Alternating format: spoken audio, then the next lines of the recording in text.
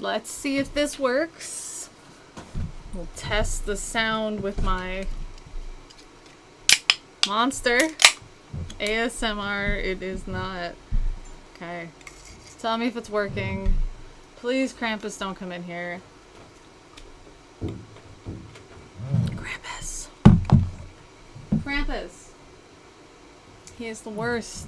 He is the absolute worst. Yeah, I have been just not the best of mornings so far. It was just I had overslept and somehow just all the time was gone, and suddenly it was 6 and just not great. Book of Enoch. So we are gonna set this up while we're doing this, just so you guys can kind of settle in and know that you have the right links and everything. And Krampus, I swear, I am in no mood. Not today, Krampus. Not today. Alright, so we're gonna start chapter 45. Great. Good. Wunderbar. Okay. So how are you guys doing? Yes, all is well. It's not a bad overslept. I think I just really needed to sleep. I have been just over exercising, I guess would be a term for it. Just constantly just tired and just killing it. I haven't been back in the gym since the gym had closed because of that COVID spike back in August. So now I'm back in the gym, and thankfully I haven't lost too much strength, which is great to know. And I've just been trying golf, biking and stuff, so I've just been... That's all I've been doing with my days. Which is great. I think I didn't realize that I needed more sleep. We have our safety glasses. No, safety glasses are not this styling. Okay. No, they are for reading. So that's what we got.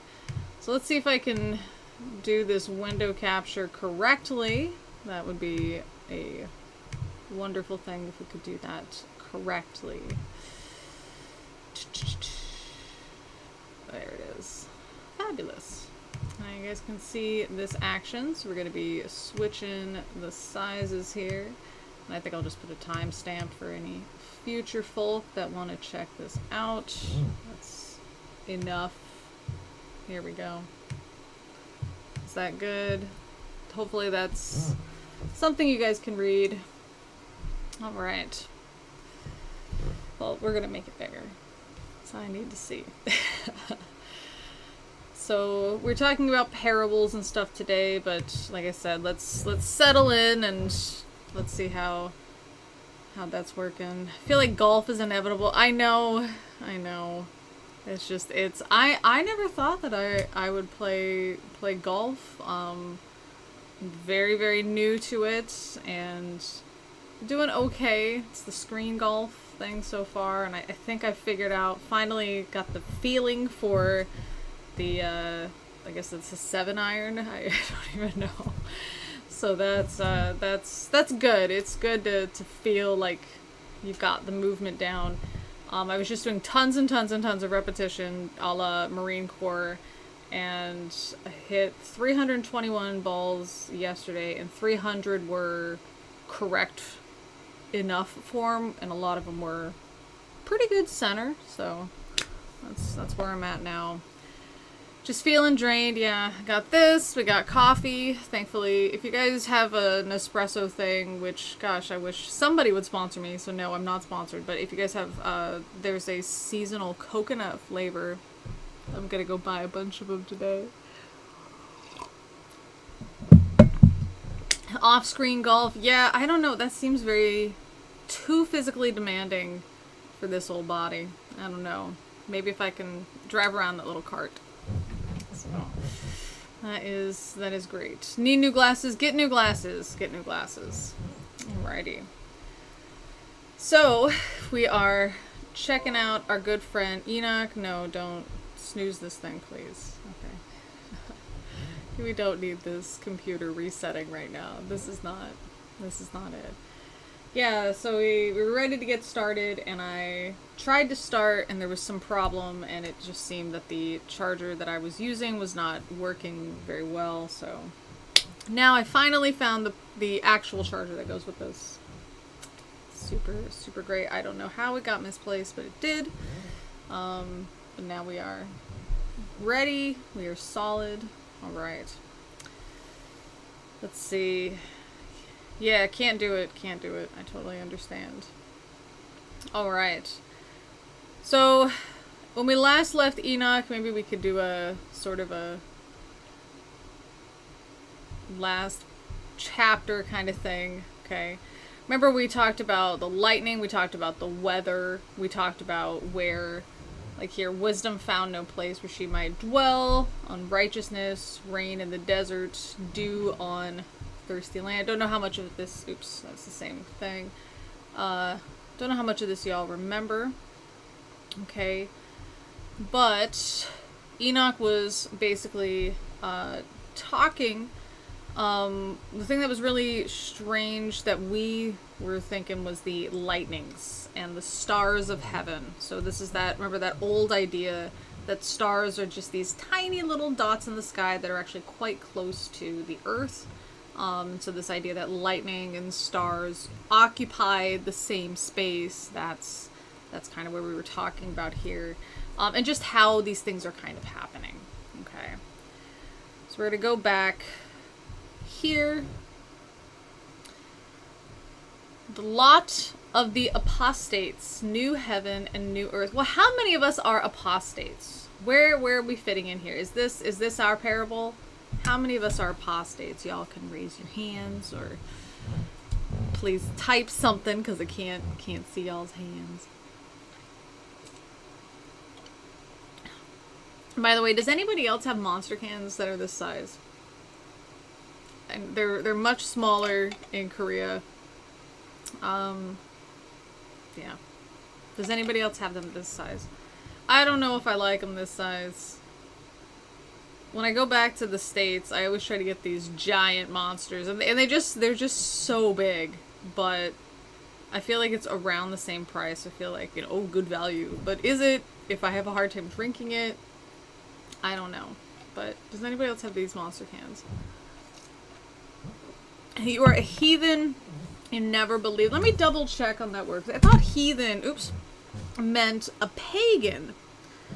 That's what I had thought. A heathen was like a pagan, just like a non-Christian. But I've seen a lot of atheists use that.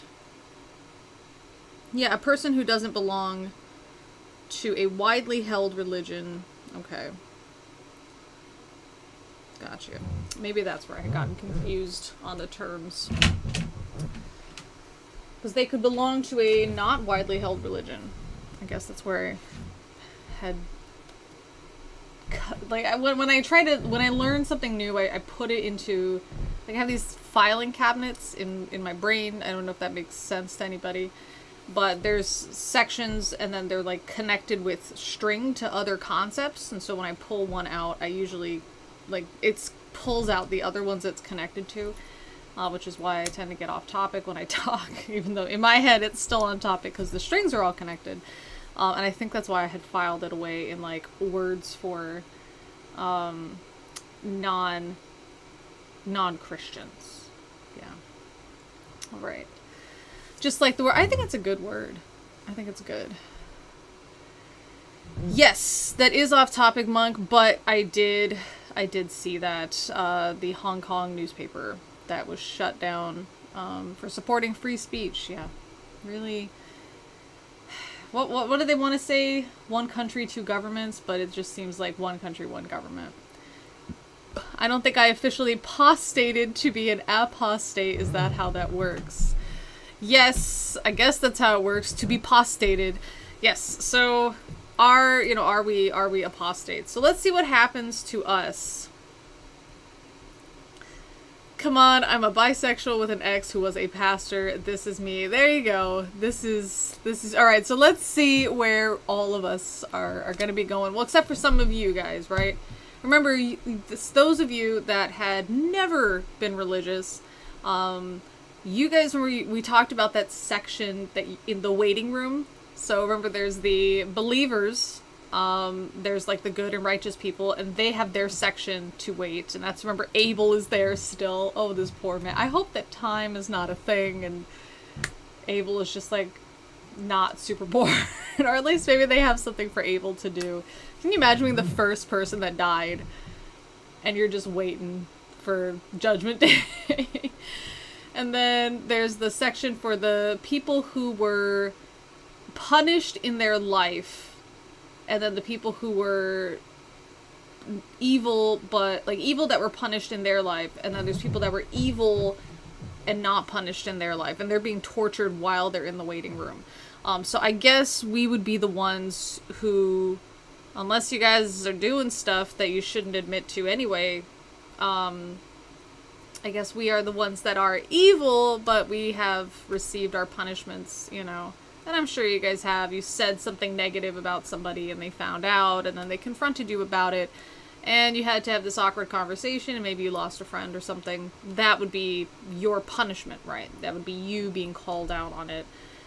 So let's see what's going to happen to us. And this is the new heaven and the new earth. Who is not familiar with this concept, first of all? The new heaven and the new earth. See, it's all the religious magazines. I'm so sorry, I don't know what that was in reference to. I hope my brain can function this morning. And then I have to go tutor, so that's exciting. I once started the text file of the religion of null who does not exist. That's interesting. Heaven 1.1, kind of. So this is also talked about in the Revelations, which of course is... It almost became an apocryphal text. This was not. This was. I mean, I mean, if you've read the Revelations, you'll see immediately why it's almost like, does this even belong in the Bible? The religious magazines in the waiting room. I got you. I hope Abel's got some good ones in there. Maybe he's learning about technology changing or something as these new ones get posted. So basically, this idea is that new heaven is for people that are selected by Yahweh for whatever reason. Whether they were in Revelations, they're part of they're 12,000 from each of the 12 tribes of Israel for a total of 144,000. Jehovah's Witnesses really believe in that, and that's why if you ever read their literature, a lot of times they'll focus on this place called the New Earth. That's where the rest of the righteous will go. So they will go to the New Earth. The evil ones, looks like, if we're going to be reading this, it looks like it's going to be more... I'm going to predict what I mean is, it appears it might be more along the lines of something like a punishment, but these older beliefs, it was more like just non-existence. Kind of like with the Egyptian Book of the Dead. If you memorize the Book of the Dead, or you had the Book of the Dead handy to navigate your way to the afterlife, awesome. But if you make a mistake, or if your heart is too heavy, which means like you're guilty or kind of a bad person, you're just kind of deleted. That was the punishment. So it wasn't like eternal bliss and or eternal torment. It was, you continue to live on after death, or you don't. So we'll see what happens to the apostates. But just with how the Book of Enoch has come so far, and perhaps the author of Revelations perhaps borrowed from this, we can probably guess there might be some negative stuff as opposed to just non-existence. Let's see. I'm surprised it was left in, especially after several that were eliminated. Yeah, the Revelations is really funky. Alright. And the second parable concerning those who deny the name of the dwelling of the holy ones and the Lord of spirits.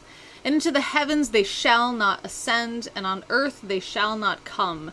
Such shall be the lot of the sinners who have denied the name of the Lord of spirits, who are thus preserved for the day of suffering and tribulation.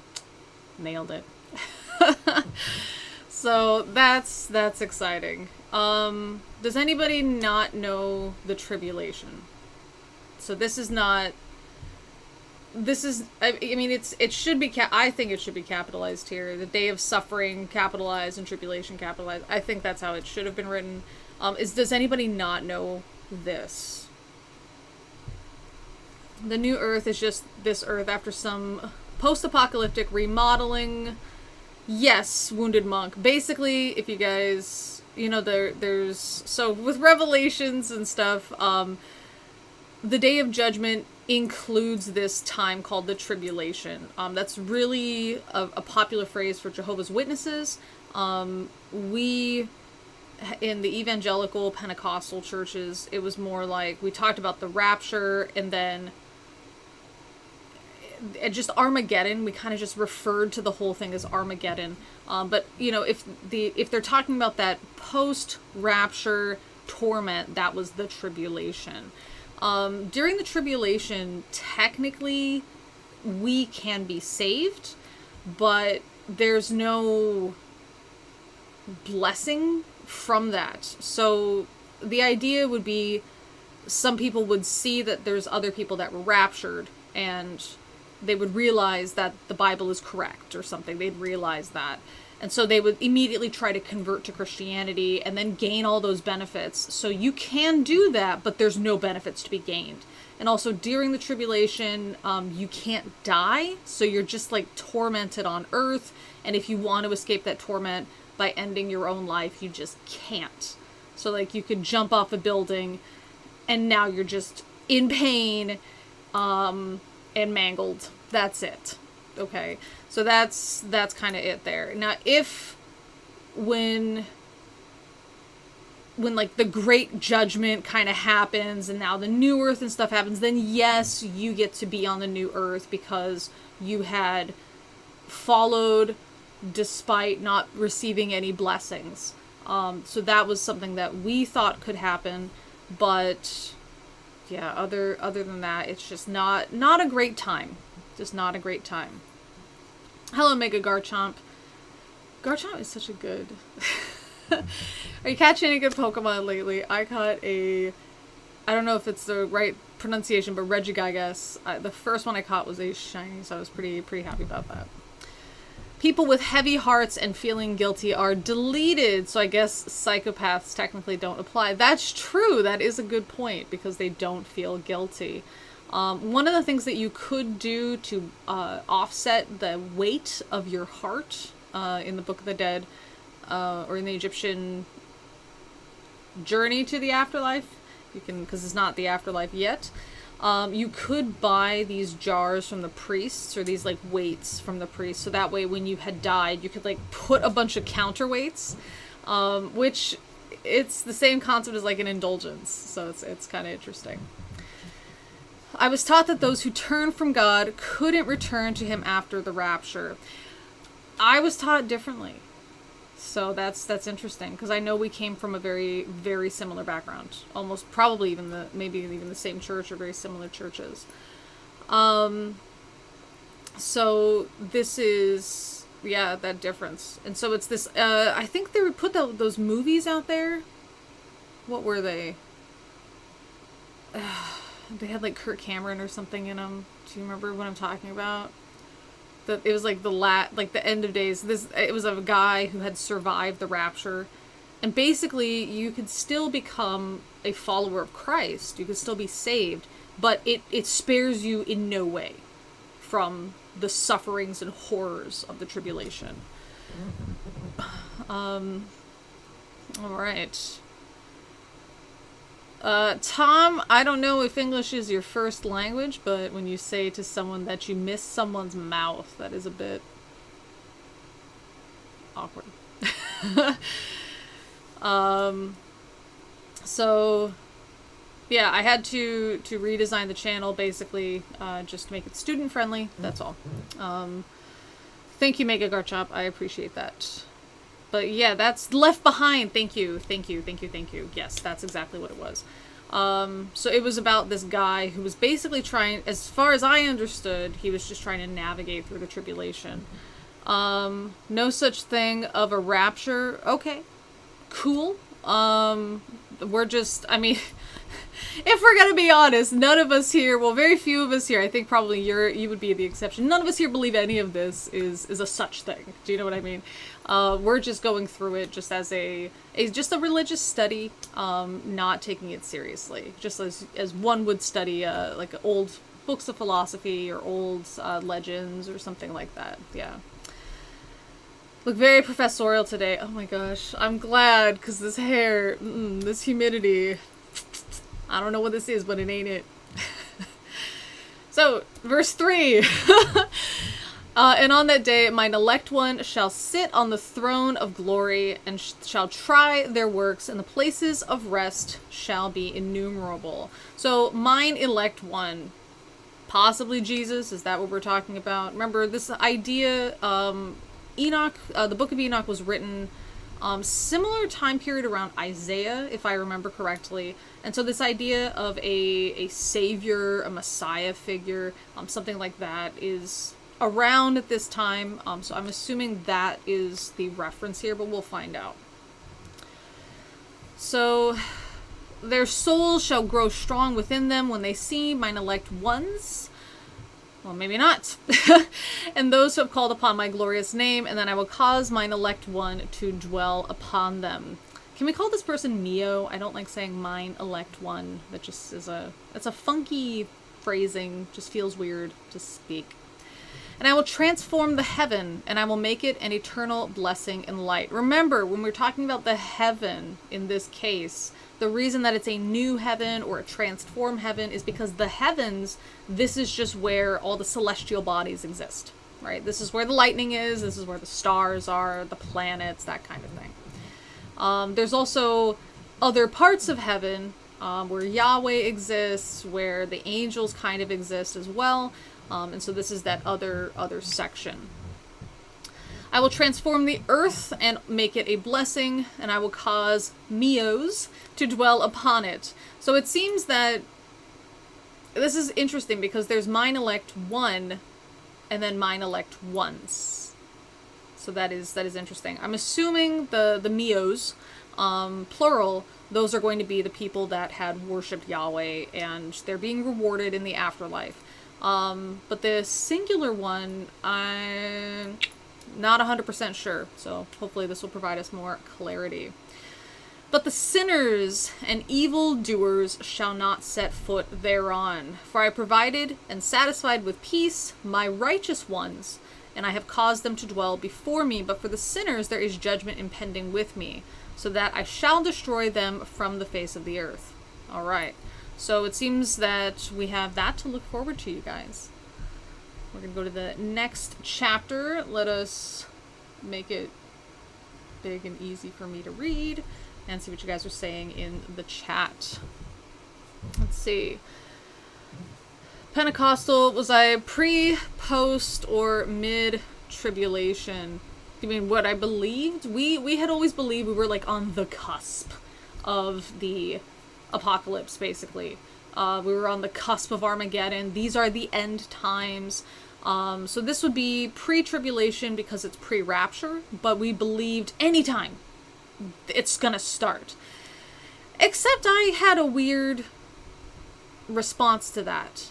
I remember my youth pastor had talked about, oh, I can feel that this generation is going to be the one that is going to experience this. You know, you guys have to be ready, and you guys are going to see that the rapture, I just feel, is going to happen in your own time. And I remember I had brought the Bible open to the verse, and I had said, you know, I had a question about what you said during the service today, because you said that you feel like it's going to happen at this time, but in the Bible it says that nobody knows the day or the hour, not even the Son, only the Father. And I really had a hard time with that, because the idea that my pastor would say something that the Bible says he shouldn't know not even Jesus knows when the end times are coming, but my pastor has a feeling that it's going to happen soon. His argument was, no, I never said that it was the day. Like, of course the Bible is right. I never said that I knew the day or time. I just have a feeling. It's just a strong feeling. And I could be wrong. That's what he said. Which also, I didn't like that idea. I didn't like the idea that he's just spitballing. And that's what we're supposed to, like, if I hadn't, because he never phrased it that way. He never said, me personally, I'm just guessing, but I feel kind of like, but whatever. He never said it that way. He had said it with such conviction that if I hadn't questioned it, then I would have gone along with it. Do you know what I mean? So I really didn't like that idea that he was proposing this as just something to just blanket accept. I really didn't like that concept. The Assemblies of God, yeah. Well, then how? I was Assemblies of God too. We had a weird difference then for that tribulation time. Yeah, I know, Summer. I hope that that's what they mean too. Let's see. The one. I know, that's why the Mio also works really well. Let's see. Just trying to see. Yeah, on the cusp is a good description. Some are saying the COVID is the rapture, if anything. Now, that doesn't work. Obviously, for, citation needed reasons, but the idea of being raptured is that your body is taken into heaven. Like, you leave your clothes. That was this thing, is that you would leave your clothes behind, and that's how people would know that you were raptured, is because you'd see a car accident, and you'd be like, oh my gosh, and you'd run and be like, is everybody okay? Oh, and then there's just a bunch of clothes piled up in the seats, and then all these shoes just on the floor. And there's nobody in the car. So this idea that you would suffer greatly before you succumb to this horrible respiratory failure, and then you die, and then there's a body left over and has to be buried. I mean, I can't. What Bible-believing Christian would believe that? I don't know. Teach to store up to 7 years of food and a means of purifying water. Yes, we had these like huge amounts of canned food in our house. So sometimes it would just be on sale, and it was just like, yeah, we got to buy this. Okay. So if we keep predicting the rapture, it'll never happen because we expect it to happen, but it has to be unexpected. Some joke about no one expects the Spanish Inquisition. Doesn't the Bible say something about only 144,000 that get raptured, 12,000 from each of the tribes of Israel, I think? Don't quote me on this, but I believe it's 144,000 that get to go to heaven, not that are raptured. So the rapture and like your soul is going to hang out. Earlier in the book of Enoch, we found there's like a waiting room. So I would assume that's where your soul goes, or your body and soul. Can you imagine that? Your soul is just there. And then you see like these bodies like thump into this waiting room. And you're just like, what is going on? What is this? Like, imagine being able, you have no way of knowing like all of this other revealed text, And someone's like, it's the rapture. The rapture. Yeah, we were just like taken up into heaven painlessly. And you're like, wow, my brother bashed my head in. And now God's just taking people up without pain. Fire marshal code limit for heaven's capacity. I like that. That's what we'll go with. And forgetteth not thou the opener of cans. Yes, that definitely. Thankfully, in Korea, the cans all have this like easy tab to pop them open. There are imported items that don't have the easy tab, and you have to go out and buy a can opener for those. Not a good time. Hello, Malat. How are you doing? All right. So the head of days and the son of man. Ooh. So, and there I saw the one who had a head of days. I'm not sure what this is. Hopefully this will help us out. A head of days. What are we talking? Are we talking 7 heads? Are we talking... I mean, what would that mean? A head of days. His head was white like wool, and with him was another whose countenance had the appearance of a man, and his face was full of graciousness like one of the holy angels. This seems like we're getting kind of Messiah-y, doesn't it? And I asked the angel, oh, by the way, this hair of wool and graciousness and stuff, I believe in the Quran, there's like a Messiah-like figure from that, and in the Judgment Day, because there's also a Judgment Day in Islam, it says that he is so radiant, it's as if he looks wet. That was one thing that I had remembered from reading that. Like, it looks like his hair is wet because he's so radiant. Which, it's a really beautiful description. And I asked the angel who went with me, I love that Enoch has this angel, by the way, who went with me and showed me all the hidden things concerning that Son of Man, who he was, and whence he was, and why he went with the head of days. Is it literally a head, or is it like the leader of days? How would you lead the days? Do you start the days? We're getting there. And he answered, and he said unto me, This is the Son of Man, who hath righteousness, with whom dwelleth righteousness, and who revealeth all the treasures of that which is hidden. Cool. Okay. Because the Lord of spirits hath chosen him, and whose lot hath the preeminence before the Lord of spirits, in uprightness forever. Okay, so for those of you that are English as a second language, bless you for that. But I know this gets kind of crunchy. Okay, it's a little bit difficult to chew, right? So basically, the angel is saying, this is a guy who's righteous. Like, he's so righteous that righteousness comes out of him. Like, it's not that he just is performing acts that are good and godly, but like he is the embodiment of good and godliness. That's what they're really saying.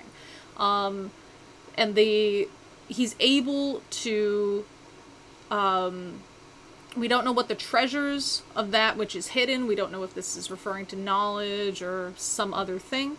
But he's hand selected by Yahweh, which is the God character.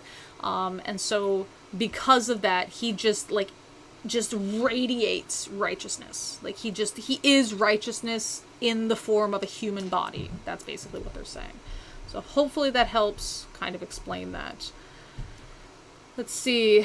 I always felt that you and I have had similar experiences. I'm very blown away that you were Assemblies of God. Yeah, I know. It's very strange, isn't it, Summer? People believe and were alienated by the thing they create by themselves. I had enough of religions. Right, which is why we're just having fun with this, you know. The 12 tribes of Israel, the 12,000 elect have taken from them. This is why some Christians have a strong messianic pretensions. Yes, there are... I always found it weird when there were Christians that would say stuff like, you become an angel when you go to heaven. People that talk about near-death experiences, I have to put that video up or redo the video, one of the two, but this idea that you can be close to death and see heaven, I mean, none of that is biblical. Where are they coming up with this stuff? If you're a Christian, your source for religious information should be the Bible, and so this idea that you're gonna just go against the Bible, okay, you're just making it up, right? You're just going along with it, you know. It's in the Hadith collections. Thank you for the correction on that. It was not in the Quran. The radiance is what Shuggal was mentioning. Thank you for that correction. Do you know where the Hadith comes from? The Book of Enoch has interesting points, but I think some of the things get lost in translation or need some interlinear notes for sure. I absolutely agree. That's why sometimes we kind of bring up some of these other verses and stuff just to kind of show where this is also spoken of. But also, talking about things like the Revelations and stuff, just to provide a bit more context. It's hard. I would say I would have a very hard time reading the Book of Enoch if I hadn't read the Bible first. I would say that. Because a lot of this is, again, the people who wrote the Bible almost certainly had access, or the people who wrote the books of the Bible, I should say, after Isaiah time period, They almost certainly had access to the Book of Enoch. Stuff in the Book of Enoch is referenced. Enoch himself is referenced in the New Testament. And so there's these, we know they had it. Why the Book of Enoch did not make it into the Bible, most likely, was just because it wasn't really available at the time when the Bible was compiled. I think if it was available when the Bible was compiled, it would have been in there, and I think it probably would have shown up probably around Isaiah as well. Let's see. That's just my opinion. And this Son of Man, whom thou hast seen, shall raise up the kings and the mighty from their seats and the strong from their thrones, and shall loosen the reins of the strong and break the teeth of the sinners. So this is... I was told that the reason the Jewish people at that time didn't accept Jesus as the Messiah was because they had expected this mighty king, a king figure, not this humble carpenter's son kind of guy who was walking around spreading peace and stuff. And so that's what I'm really thinking of when I'm reading this this part here. So that is a good idea of what Jesus should have been if he was the Messiah according to these texts. Is he should be, the whole the Jesus that flipped tables, cursed fig trees, and had created what did he make, that whip to go beat people in the temple. That's the Messiah figure that we're really looking for. This violent, crushing kind of guy. He's gonna dethrone kings and just smash people. That's the kind of guy we're looking for. A real Lion of Judah, right? And he shall put down the kings from their thrones and kingdoms, because they do not extol and praise him. Gonna say it's a bit petty. That's a little bit petty, right? Oh, we don't praise him, so you don't get this kingdom that you otherwise had been entitled to. Okay. I'm not that petty. You guys don't have to praise me.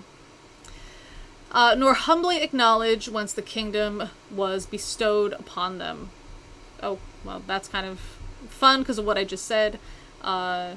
This is saying they are only able to be kings because Yahweh has given them that kingdom.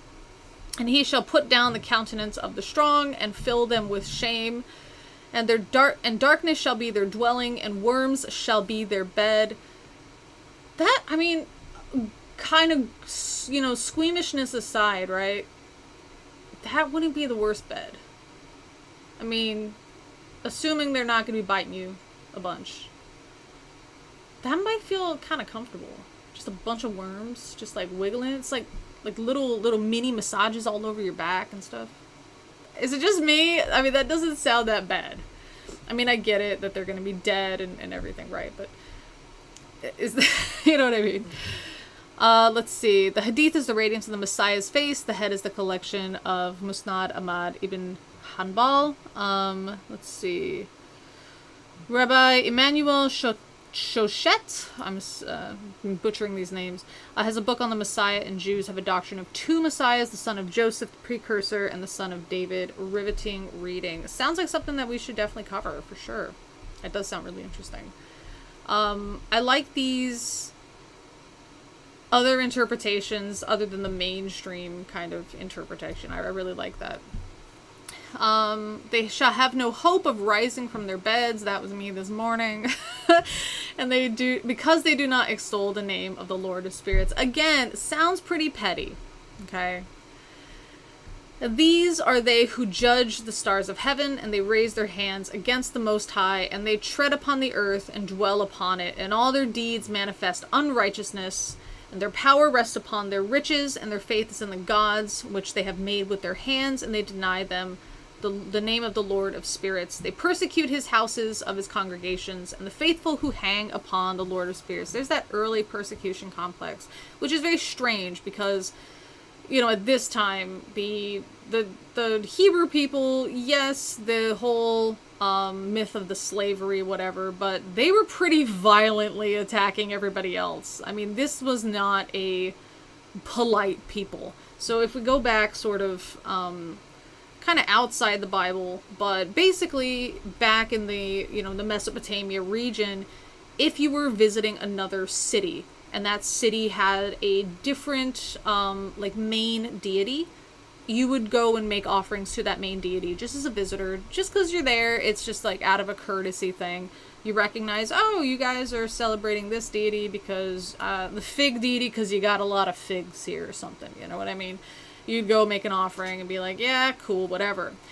But the early Hebrews, they would just totally be jerks about it, and they would show up and say, this God is dumb, you're dumb, this isn't real, none of this is real, you're all dumb, and they just would be complete jerks about it. Okay, so they were very, very rude at the beginning, if not violent. And so to also go into the Bible and see all these times when God had helped them conquer and slaughter all these people, some of them never having anything to do with them. It's not like they were attacking in self-defense or anything. They would just go launch attacks just on these other groups. And so this idea that, oh yeah, these, the places where they congregate is persecuted. I'm not saying they weren't persecuted, but it's like, imagine a really, really, really bad leader who's enslaving and imprisoning people. And then somebody, imagine Kim Jong-un, for example. And then he believes he's persecuted because some people make fun of him for being obese. Do you know what I mean? And they're, let's help the people, let's help him because he's been persecuted. That's how I'm feeling about this. Okay. But basically this is saying that these kings think they're awesome, and they're not awesome because they're not God. So let's destroy them. Again, seems kind of petty. Now, I do worry about the time. That's okay. We can finish this at another time. I think we're doing a Patreon stream tomorrow. So we can try to maybe do this on a Monday, which would be your guys' Sunday. Unless you're in Australia. We can try for that. So we can try to finish this then. Next week, not able to do something, so. Alright. The prayer of the righteous for vengeance and their joy at its coming. Let's be disgusted collectively. This idea that they're going to be celebrating the slaughter and suffering of people who are just not them. They believe something different. That's the YouTube comment section, isn't it? Let's see what you guys are writing.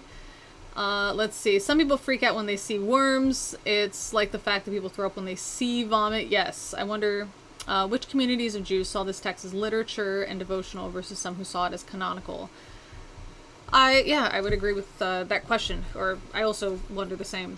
Vengeance is a pretty heavy word. It is. And remember, this is not kicking somebody in the face, right? As a human attacking another human and just being mean, right? This is a deity exacting torture upon people.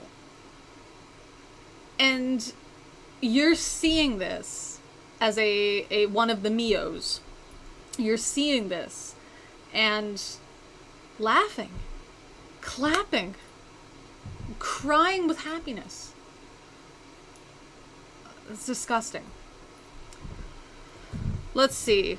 And in those days shall have ascended the prayer of the righteous, and the blood of the righteous from the earth before the Lord of spirits. And in those days the holy ones, sorry, I'm going to make this a little bit bigger. Thank you. Who dwell above in the heavens shall unite with one voice and supplicate and pray and praise and give thanks and bless the name of the Lord of spirits on behalf of the blood of the righteous which has been shed, and the prayer of the righteous may not be in vain before the Lord of spirits, that judgment may be done unto them, and that they may not have to suffer forever. In those days I saw the head of days. I guess we're just talking another name for Yahweh. When he seated himself upon his throne, or upon the throne of his glory, And the books of the living were opened before him, and all his host, which is in the heaven above him, and his counselors stood before him, and the hearts of the holy were filled with joy, because the number of the righteous had been offered, the prayer had been heard, the blood had been required before the Lord of spirits. Anybody who tells you that that Christianity or Judaism is not a blood magic kind of religion, this is the kind of stuff we're talking about. Look at this. The blood of the righteous has been required before the Lord of spirits. What a...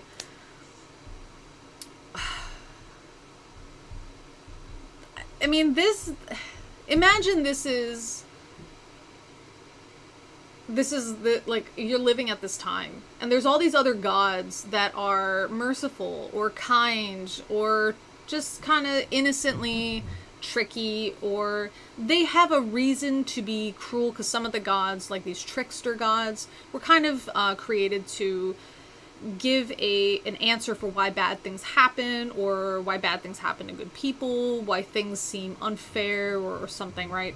So these trickster gods were kind of created for that purpose. Even they had like a set of rules and limitations. They weren't just jerks for the sake of being cruel and evil. There was a reason behind it. At least you could understand there's a way to not be, not succumb to whatever it was. And if you did succumb to whatever badness was part of this trickster deity, it wasn't personal. He just saw you, and he just had to do his thing, and you were just in the wrong place, wrong time kind of thing, right? But to have this personally offended God that is so cruel that he even demands the blood of the people that love him. I mean, what kind of monster is this? Does this sound like a God you want to worship? I mean, when we're talking about the Old Testament, there's a lot of fear the Lord, and I always had asked what that is supposed to mean, and I was told, oh, it means to love and respect God. And I'm like, well, why didn't they just write love and respect God? It's stuff like this. You're supposed to be afraid of God. This is not like a benevolent deity by any stretch of the imagination. And when we do read the Gospel of Judas, I believe it is, or the Gospel of Peter, I think it's the Gospel of Judas. Anyway, when we read that, it is going to talk about how God, like Yahweh, is actually not the God of everything. He's this like God that got control of earth, and he's one of the evil gods. And it's like, oh, okay, now that makes sense.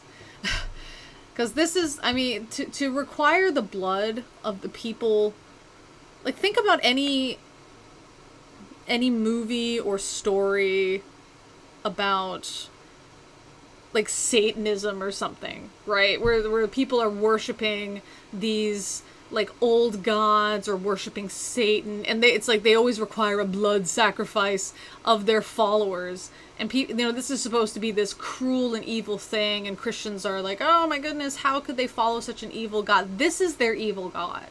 They even killed their own leader, right? They didn't have to. Jesus didn't have to be crucified. That's such a ridiculous kind of concept. But they even required that.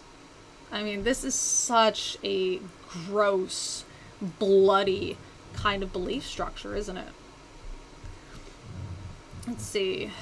The term God-fearing man never sat right with me. Right! Why would you fear a benevolent deity? Why would you fear that? If he's benevolent. He's malevolent, for sure. The one God that goes, oh, sorry, man, sorry, bro, but I gotta give you gangrene. Right. He's, like, carrying around a bunch of gangrene in his pockets. And he's walking, and you're talking to your friend, you're not paying attention, you accidentally bump into the gangrene God, and it spills some gangrene on your leg. Like, that's the kind of thing that the trickster gods would do, right? Or if you were kind of careless about this thing where, you get a cut on your leg, and this old lady's like, oh, you gotta put these herbs on it, and you're like, yeah, whatever, lady, but the old lady's really the trickster deity, and it's like, oh, you don't want to listen to me? Gangrene. That's the kind of thing that would happen. But it was never like this personal, oh, you didn't like constantly worship me. That's it. You don't even realize that you're only a king because I said you're a king. Like, no, there's this whole system of who becomes a king, right? I mean, this is not, you know, they're not being like hand selected by Yahweh. Do you know what I mean? Totally, totally ridiculous. He's a god among gods. That's henotheism, isn't it? It might be. We'll have to double check on the exact setup, because I'm not sure if it's just like regular polytheism, except this one kind of spun off and decided to do his own thing. So I'm not exactly 100% on that. I have to redo that. The Aztec gods were pretty voracious for blood sacrifices. Right, and how did the Catholics react to that? You know, oh, this is so unbiblical and ungodly. No, this is exactly godly. It wouldn't have the impact it does. Fear is a better motivator. I don't think so. I don't think so. I think understanding and respect, I would say, is better. Because fear, you eventually get frustrated just being afraid all the time. You fight back. You know what I mean? I don't think fear is a better motivator. I think it's a motivator. I think it definitely motivates a lot of people, but I wouldn't say it's a better motivator. The fount of righteousness, the Son of Man, the stay of righteousness, the judgment of kings and the mighty. All right, so now it appears that us regular folk have already been judged. And in the place I saw the fountain of righteousness, which was inexhaustible, and around it were many fountains of wisdom. I'm thinking like Zelda, the great fairy fountain. That's what I'm thinking. And all the thirsty drank of them and were filled with wisdom, and their dwellings were with the righteous and the holy and elect. I don't like this, because weren't the Watchers punished for giving people wisdom? And now they just get to drink it freely. And in that hour the Son of Man was named in the presence of the Lord of spirits, and his name before the head of days. Yes, before the sun and the signs were created, before the stars of heavens were made, his name was named before the Lord of spirits. So this is something that there are Christians that believe Jesus was part of Jesus helped create the earth. You know, if you think about it and you believe in a Trinity, that would only make sense, right? That Jesus is there creating the earth, even though it's not expressly mentioned. So this is that kind of idea that before everything was there already, we knew that this guy was going to show up. He shall be a staff to the righteous, whereon they will stay themselves and not fall. He shall be a light of the Gentiles and the hope of those who are troubled at heart, which sounds very lovely, right? The staff to the righteousness whereon they shall stay themselves and not fail. Again, if English is not your strongest language, this is just like, if you are weak, he's something to hold on to so you don't fall down. To stay yourself just means also to steady yourself or to prevent yourself from falling. And who dwell on earth shall fall down and worship before him, all who dwell on earth, and will praise and bless and celebrate with song the Lord of spirits. And for this reason he hath been chosen and hidden before him, before the creation of the world and forevermore. Now I understand the idea that he's chosen to be this figure, but I don't know why he was hidden. So that's kind of interesting. And the wisdom of the Lord of spirits has revealed him to the holy and righteous, for he hath preserved the lot of righteous, because they have hated and despised this world of unrighteousness, and have hated all its works and ways in the name of the Lord of spirits, for in his name they are saved, and according to good pleasure hath it bid regard to their life. This really reminds me of the idea that we create gods that we identify with. So if there's people, I mean, doesn't this exactly sound like Yahweh that we've just been introduced to? That he's angry because people are doing things he doesn't like, right? And that's what we're seeing here, that his followers are angry because there's people that are doing things they don't like. and therefore they should be punished, and we should be saved, right? Let's see what you guys are saying in the chat. Let's see. Who created the gods? Authors, writers, or the god to the gods? No fear equals smear. I'm not sure what that means. I think fear of Lee would not be as much of a motivator as following her, thinking you might get some treats, or type of patch, or rank. Or you're just treated respectfully. You know what I mean? That's what I hope people feel here, as long as they are respectful. Even if they're not very respectful, maybe we'll get a good joke here or there and a block and stuff, but nothing that's going to be expressly cruel. You know what I mean? It seems in the Book of Enoch there's a blurred line between magic and divine power. I don't even think it's blurred. I think they're straight up the same. I think so. Let's see. No, Shuggle's doing pretty well overall. It's Ratza with those dad jokes. And in the days, the downcasting countenance shall the kings of the earth have become. So what anytime we're talking about downcast in countenance, we're talking about this. Like, their faces are towards the ground. This is a very shameful, guilty, but also really humble kind of position. The idea that you shouldn't, like, look the king in the eyes directly, and you should always, like, avert your gaze to your master. So a king would not do that, right? Because the king is the king. The king can look at everybody in the eye if they so choose. They can tell them to look away or command that they lift up their face and look me in the eye, kind of thing, if they so choose. So a king would never be walking around averting their gaze in this really, like, humble, fearful, shameful kind of behavior. So that's what they're talking about here, this downcast of countenance. That's what they're referring to. Let's see. And the strong who possess the land because of the works of their hands. Like, this is so petty. Again, this is that we create our God. It's that person that looks at their neighbor and says, that's not fair that they have all of this stuff. I wish I had all of that stuff. It's not fair. You know what I mean? It's that person. It's like, I had this coworker that had found out that I used to be close to about 300 pounds or about 135 kilos.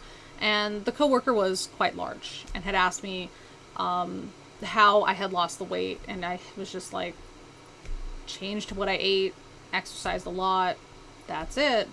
And they would always, like, make these comments about how it wasn't fair, or it's not fair that I'm still this big and whatever, or how come you can eat that and I can't eat that? If I eat that, I gain a bunch of weight, but you can eat that, whatever. And it's just like this idea that it's not fair that I lost that weight. They didn't take into account this here. The strong who possess the land because of the works of their hands. People had worked. They specifically says here, these are hardworking individuals who earned the natural consequence of their hard work, which was their worldly success. And somehow this is a negative thing, right? Doesn't this just sound like a petty, jealous, really just, I hate this, like, angry, like, sourpuss kind of just neighbor or coworker or something that you would have, that, you know, you buy something nice and they're upset that they can't afford that nice thing too, even though you make the same amount of money, and they're just spending their money on, like, small, stupid nonsense things, whereas you are, you know, making sacrifices for stuff that you're eating. You're not eating out every night, you know what I mean? You're not ordering food or going out to a restaurant every night, but they are. You're buying, like, little bits of foods that are on sale, eating a very humble meals and stuff, so you could save up and buy this nice thing. You're not going to the movies, you know, pre-COVID. You're not going to the movies every day. You're not, you know, buying every little thing that you like, right? And so you had saved up this money so you could buy this one big nice thing, and you're wearing this one big nice thing, or you're carrying this one big nice thing or whatever. And your coworker who makes the same amount of money as you but doesn't save their money at all, just blows it on whatever, they're bitter about that. Wouldn't you create a God that's bitter about that too? Look at, I mean, how could you get mad? Like this, I would be mad about people who steal land from other people if I was really concerned with righteousness, right? I would be mad about that. People who are conquering and taking land. But these are people who, like, they're working hard. You know, we're not talking about stealing land from other people necessarily. When I read this, I'm thinking like someone who saved up money to buy a farm. You know, somebody who saved up money to buy a shop. Someone who inherited a farm or shop from their parents, and they are taking good care of it as their parents had taken good care of it. So it just seems like a very petty God. It really, really does. Let's see. What advice would you give for someone for fear of hell? You know, I have that question a lot. I think I'm going to write a note to self so that way we can talk about it. But in my case, it was mostly, you know, am I afraid of any other negative death? Do you know what I mean? Any other negative afterlife? Am I afraid of being reincarnated as a bug instead of as a, you know, in the Brahmin class? You know what I mean? No. So just kind of reassure myself in that way. But that is a topic for another video. But that's kind of it. If you do want to talk more about it right now, or get some more information or feedback from other people, you can check out the Discord. I'm going to put a link, which I never... How do I never remember this? No limit, generate link, copy. We are going to be ending pretty soon, probably within the next 10 minutes. Let's see. Never understood that jealous anger. It's gotta be just angry, just like petty people. You know, the people that every time, you know, you're in a group of friends or whatever, and they're all talking about, yeah, so I got that promotion at work, and all the other friends are like, oh, that's so great. I know you were working really hard for that. Oh, I'm so happy for you. But you got that one friend that's like, yeah, what did you do to get that promotion? Huh? You know, and they're just so mad about it. That's the person who invents a god like this. That's the person. That's it. We would take the same advice for weight loss, obese people that are angry with fit people who work out every day and are petty in the same sense. Yes, that's why I had used that as an example, because that's something that's so... I had fallen victim to that idea as well, that these people were blessed with this lucky metabolism, and I was cursed with these bad genetics, you know. In reality, I just wasn't putting in the work. And then once I did put in the work, oh, look, my body reacted the same way as a body should. All right. So for on the day of their anguish, these are the people that are not righteous. We don't even see why they're unrighteous, right? Except for they didn't celebrate Yahweh. That's it. For on the day of their anguish and affliction, they shall not be able to save themselves. And I will give them over to the hands of mine elect. As straw in the fire, so shall they burn before the face of the holy. As lead in the water shall they sink before the face of the righteousness. And no trace of them shall any more be found. Okay, so they're just going to be burnt up. They shall rest on the earth, and before them they shall rise and not... They shall fall and not rise again. All right, so it looks like they're going to be suffering to death, and then that's it. They're not having like a negative afterlife.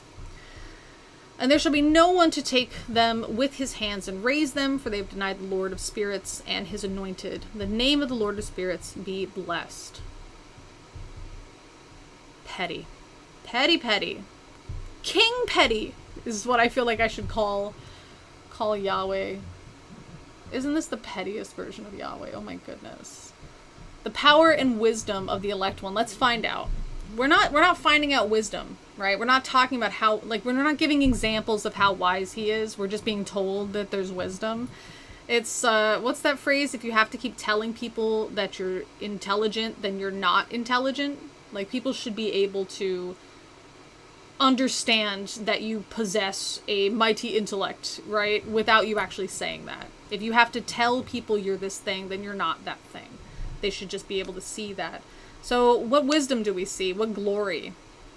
For he is mighty in all the secrets of righteousness.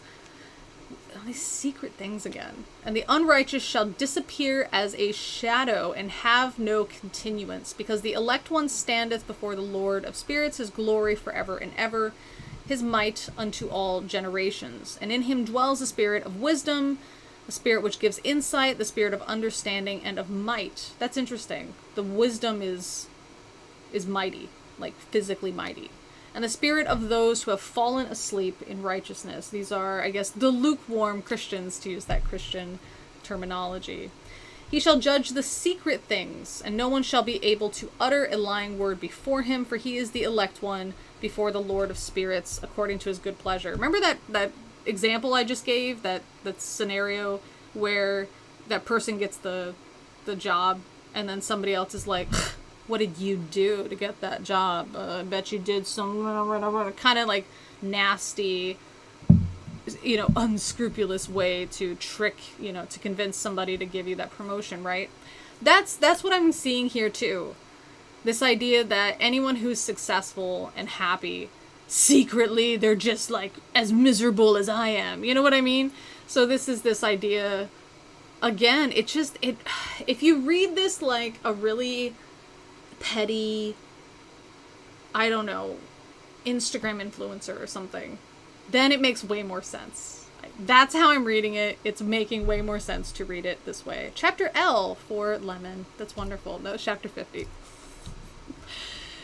The glorification and the victory of the righteousness, the repentance of the Gentiles. Now, I'm feeling kind of grossed out by all of this so far. I don't know about you guys, but this idea that we should celebrate this cruelty and this hatred for working hard and being successful. It's just very strange.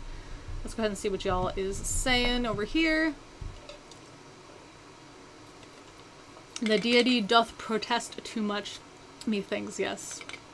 It's a very human thing for us to blame circumstances rather than our own behavior. That's true. God created humans in his own image. Seems sad the more we read, right? Is that why we're so petty and pathetic? You would hope that the better version of humanity is what is... I've been thinking about like that psychopath, the antisocial personality disorder kind of thing that was mentioned earlier.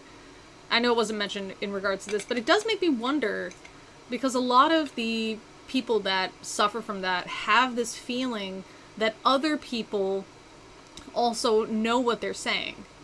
Like, this is one of the reasons that they might get caught for doing something illegal, because they feel like everybody else understands what they're thinking.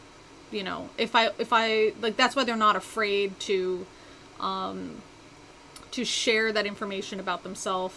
And there is, of course, this level of narcissism as well. But, like, for example, Ted Bundy, who represented himself in court, and he kept kicking out his own lawyers and stuff. Like, he just felt that he was able to just do it. He thought he was so much better than everybody else, because he thought if he could explain himself, everyone would just get it, And I feel like that's what... Is that the type of person that makes a religion? I mean, I guess you would need that sense of self-importance to be able to say, ah, yes, I know what the gods are saying, right? I guess you would need that. But that's kind of what this feels like, this idea of reveling in the torture of others and being angry that people are successful, like jealous of their success. And this idea that you believe everyone is secretly evil. Oh yeah, they look successful and happy and kind outwardly, but that's just a trick. They're all as bad and angry and spiteful as I am. I'm just the only one that shows it. I feel like that's kind of what's going on here. Yeah, maybe.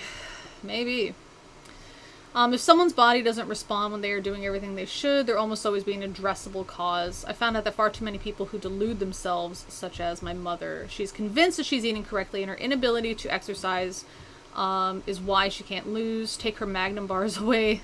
several times a week at her request. I agree. Now, if, exercise, some people are like, what exercise should I do for weight loss? And I'm just like, putting the fork down. Like, that's it. Because exercise is great for fitness. It's not the best. Unless you're doing, like, Olympic grade exercises. You do an hour, a walk, it's starting out early, right? You're starting out slow. You do an hour of walking or something. You could easily eat that with a Snickers bar. The amount of calories that you burned, you can easily just undo that with a Snickers bar. So, yeah, just eat less, People who wrote the Bible, Ted Bundy, I'm seeing a connection here, right? Suddenly it's making sense. It's how a lot of religious people think. Many of them think their beliefs are the default and anyone else's is deviation. I've learned this from experience. Well, it's also in the Bible, isn't it? That everyone secretly already knows that God is real. They're just evil and then they choose to be sinful. I mean, how many times have you heard that? And that's in the Bible, right? I mean, there's people that have said things like, I won't even explain it to you because everyone knows that God is real. It's just you choose not to believe in him. Okay. Let's see. Yahweh is the original incel. No. I think we got to go back to it. I think Paul was definitely there. Hello, Alika. Please join us around the same time, like an hour before. 2 days from now. So I guess probably your Sunday, because we are going to be ending pretty soon. But hello. Let's see. Do you know which verses it is particularly? Do you mean the one I just said about everyone knows in his heart? I think it's Romans something. Everyone knows in his heart that God is real. Bible verse. I'm just gonna try that. Everyone knows God. The fool says in his heart. There it is. Romans 1:18. I thought it was Romans. But if you're talking about, like, the incel thing for Paul, like 1 Corinthians chapter 7, I would start with that. Alright.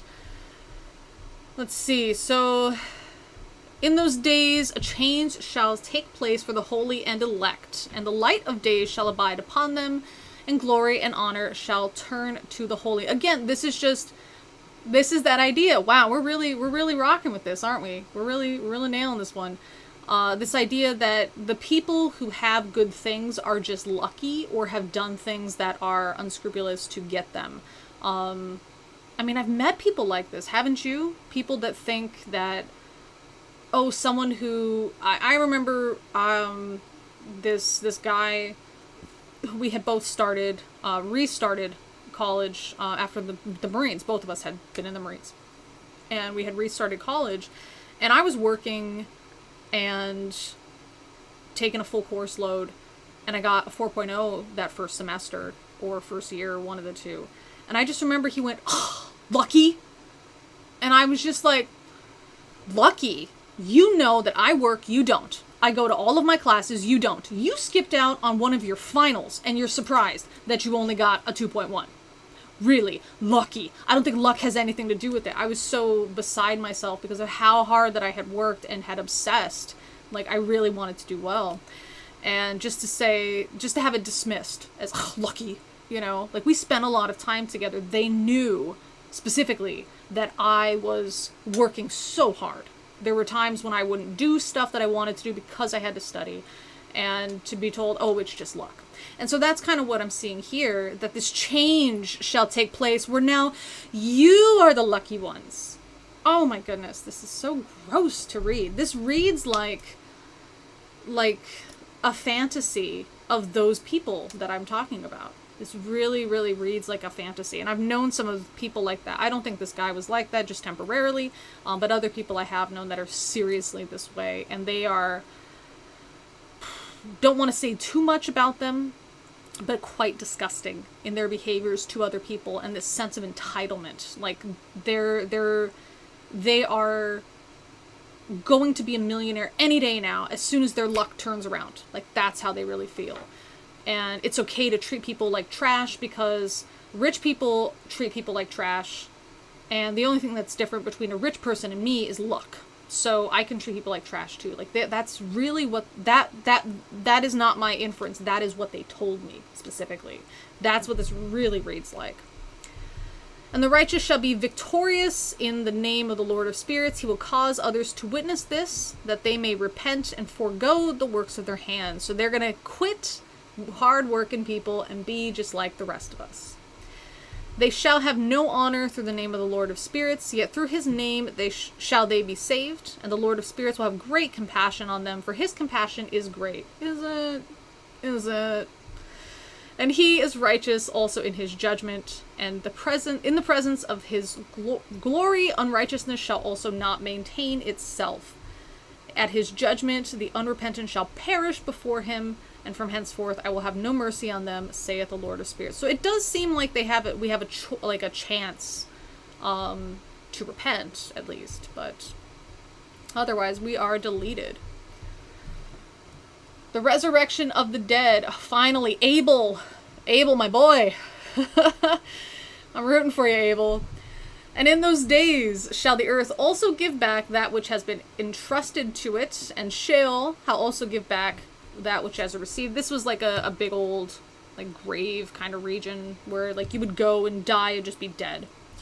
And hell shall give back that which it owes, for in those days the elect ones shall arise, and shall choose the righteousness and holy from among them.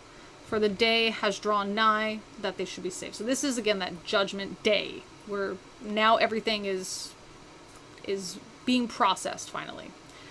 And the elect one shall in those days sit on my throne, and from his mouth shall pour forth all the secrets of wisdom and counsel, for the Lord of spirits hath given them to him and hath glorified him.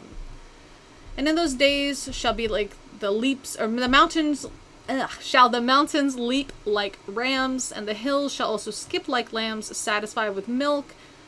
Can you imagine that? Just for a second. That we're literally, I mean, I don't know why it's not literal. I don't know what else this could be like, a mountain being happy. They're just like, just these mountains jumping up and down. What would that look like? Especially considering plate tectonics. It's just gonna like get taller and then shorter. What's going on? For the Lord hath given them, and he hath glorified them. Sorry, that's the wrong one. And the faces of all the angels in heaven shall be lighted up with joy. And the earth shall rejoice, and the righteousness shall dwell upon it, and the elect shall walk thereon. Very cool. On that note, we are going to stop. We will go to 52 next time. I was hoping to blast through these, so I do want to just check what else you guys said here. Let's see. Ted Bundy didn't blame the devil for all the reprehensible things that he did. Yeah, but again, at least he was honest about it in a way, I guess. That's the problem with candy. It's so calorically dense, it feels like you ate the smallest amount of food, but it drastically affects the outcome. So my recommendation is eat a bunch of fruit first, and then have, like, your little handful of candy. That is helpful. It amazes me how you can work off your behind for success, or work your behind off for success, and yet people will always believe that it was handed to you on a silver platter. It's pathetic. I show no remorse. Yes, especially being born female. Anytime you want to be successful in something, people always assume that it was just given to you, either because you did something to earn it in a different way, or because, well, we have to hire women because, affirmative action. They never even ask, like, what do you know about this subject? They just immediately assume. And it's cheap thinking. You know what I mean? Let's see. I busted my butt for 4 years of the same job. I finally made it to manager. I'm so lucky. Yeah, no doubt. Reminds me of something I heard before. It would be an insult to call them talented or prodigy, considering how hard they work. Paraphrasing, but something like that. I agree. I've had to tell my students that there's some people that are just naturally better at a thing when they first try it, whether their muscles are just better suited for the task, or the way they think is just better suited for the studying of this subject. But even with that starting point, they still have to do the work. and you could be doing the work too. That's it. There's no difference there. I told one of my students, it's like if you have seen somebody from behind a staircase, so like there's a staircase just sitting in the open, and you just see that there's stairs, but you don't see them. You just see like this tall box is how it looks. And you see this person is up there, and you think, how did this person get up there? I wish I could be there. That is so lucky that they get to be up so high. And then you can go around and see there is a staircase. And if you take those same steps, you can also be up there as well. Now, maybe the person had an easier time stepping because they had better leg muscles or really long legs, so they could step over, like they could skip a step as they're taking a step. But they still have to take the steps to get up there. But from afar, you didn't see that. You just saw, how are they that successful? Oh my goodness, that's not fair. I wish I could be that successful. I'm unlucky. I'm going to give up before I start. But in reality, they just took those steps. And if you take those steps, you can be just as successful too. Typically, we're not talking about like everybody can be the CEO of Amazon. Okay, obviously. Let's see.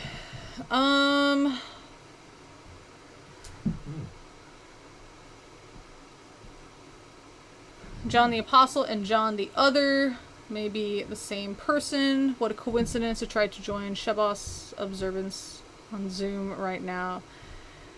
You assume that people assume, or at least I assume you do. No, I'm talking about specifically about people with antisocial personality disorder. That's part of the disorder. Let's see. That was enjoyable. Good, I'm glad. Also, can you lose weight via exercise, but it takes 2+ or 3 times a week to the point of exhaustion? Yes and no. Again, you can, maybe if you're an average person, maybe you can't out-eat that. Maybe. But if you're somebody who binges, that's deleted in like a snack. Oh yes, it's gone. Okay, and you're still hungry. Yes, it's sexist. Sadly, a lot of women get jobs in unethical ways, but it's never right to assume. Well, I mean, you're assuming lots of women. I've never met one woman that got a job because of an unethical way. How many have you met? We hear about it. It's the same like the welfare queens, but how many people are actually doing that? Right? We hear about it because it's shocking and angry to us, the same that we hear that people in China eat fetuses. Okay, but it's actually not true. Right. People hold the same stigma towards student athletes. Absolutely. They assume they cheat their way into good schools, or that they just were pushed into the school. Just because taking steps to success is harder, it's not a valid excuse. Lots of people have to and do take harder routes to success. Absolutely. For some of us, taking one step is very difficult, but take the step, take the break that you need, and then take those steps as the next step, you know.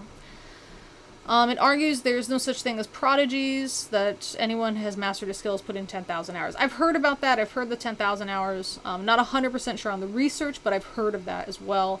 But just, I would say, what I've told the students is that, you know, when you say that you have a talent for something, it's just, naturally, it's a thing that you're going to gravitate towards, typically. You know, if you're really good with eye-hand coordination, you're going to gravitate towards things that do that. So if there's this friend my brother had growing up. This kid, you put any video game controller into his hand, or like an arcade, and he would just beat the game. Just somehow, he would just magically do it. Right? He's just good at it. That was his thing. He was just good at it. But he also practiced a lot. You know, he was playing when we weren't. You know, that was his thing. But he gravitated to it because he was really good with his eye-hand coordination automatically. Just because I'm not that good doesn't mean that I don't have things that I'm not good at. And I could be good at things that he's not as well. So that's just kind of, it's just sort of a genetic dice roll kind of thing. You know, which slot do you end up fitting into? Okay, but that doesn't mean you can't fit into other slots as well. You just have to work to move over there. Most people who game the system are not affirmative action. They are men who entered a sports scholarship or are legacy students. Well, there we have that sports... what did we talk about? That Max had mentioned, the sports assumption that Max had mentioned. But yeah, they are a lot of times the game the system people are just people that their parents are rich enough that they donated the money. Does that mean that those students are not academically qualified? Sometimes, but instead of actually going through the process, they got it because of that. Let's see. I haven't known any woman who has slept their way to the top, but I have known a welfare queen. I've known one welfare queen. The rest of them were in the military, and they're not welfare queens. Hi, Chris. Sorry, it is time for me to go. I really got to get my butt out here because I have to start teaching very soon. Okay. Talent is being interested in something enough to put in the effort to make it look effortless. Thank you. Very good. Very, very, very good way to summarize that. Yes. Let's see. All right. On that note, okay, that is where we're going to end. If you guys do want to talk more about this stuff, definitely talk about it. Remember, please make your words and examples student friendly, okay? Like minor students friendly, okay? See you guys later. Again, hoping to do this not tomorrow, but the day after, but same time, which would be 2 hours before now. So that's the idea. We shall see. Adios and goodbye.